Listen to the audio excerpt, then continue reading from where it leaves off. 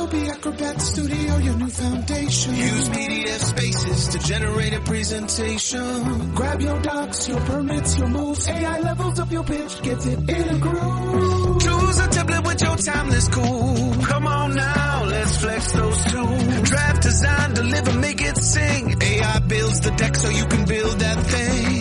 Do that, do that, do that with Acrobat. Learn more at adobe.com/do that with Acrobat. Excuse me! Taxi!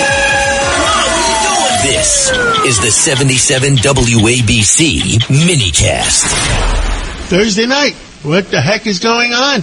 I don't think anybody exactly knows what's going on, but with us today is a good friend, the former Speaker, Kevin McCarthy, who always keeps his ears to the ground. And, well, nobody really understands the Strait of Hormuz, Iran. Now, all of a sudden, Lebanon and Hezbollah are involved, and with Israel. Give us a pulse of what you think is going on.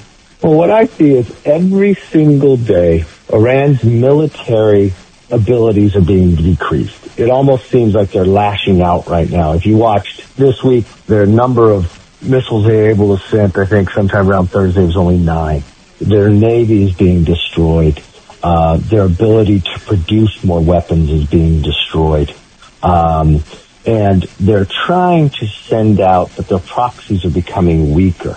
The last thing America needs to do is to leave before they finish this job. And I think it could be over pretty quickly, but it still takes a number of weeks to make sure the strait is safe. They're trying to go after some tankers, but every day that gets tougher for them. And we do not want to give them the power to try to control the world oil price. Not too many people know a lot about the Hezbollah and Lebanon. How many of them are there? And I mean, Beirut was the capital of the Middle East as far as financial markets. I mean, how bad are they? What's going on? Well, they're very bad when you find it. They're terrorist organizations. They have been funded by selling Iranian oil, funding these proxies to attack Israel, to attack our allies. And this is a moment of time they watch that every new leader they have is becoming deceased. Their leadership is getting collapsed.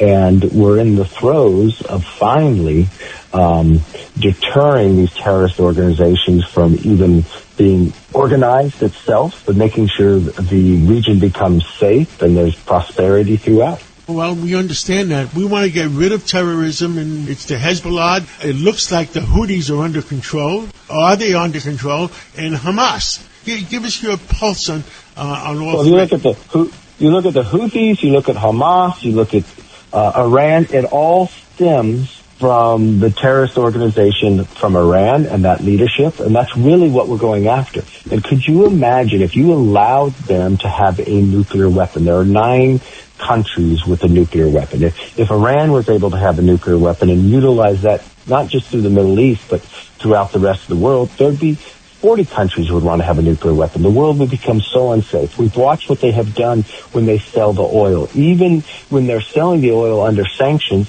China's getting a discount and an advantage in the world. But they use that money to go fund the Houthis and Hamas and to create terrorism around the world. This is a moment in time to take their missiles away, stop them from getting a nuclear weapon. Also, from their approach, you watch this week something happen you hadn't before, that China criticized Iran for attacking other Middle Eastern countries. That is a change in place from these crinks, which is the axis of evil that had bound together. So we're watching these benefits that are coming out from Israel and America, making sure Iran does not have a nuclear weapon. It's beginning to turn. And I think in a short amount of time later, we'll see the rest. You watch UAE actually in the last week attack Israel, bomb them to try to protect themselves as well. So the Middle East is turning, seeing the truth about the terrorist organization from the Houthis being funded by Iran and others. So once we have Iran under control, now there was information coming from some of the British press, etc., that Iran is not surrendering so soon. Any gut feeling?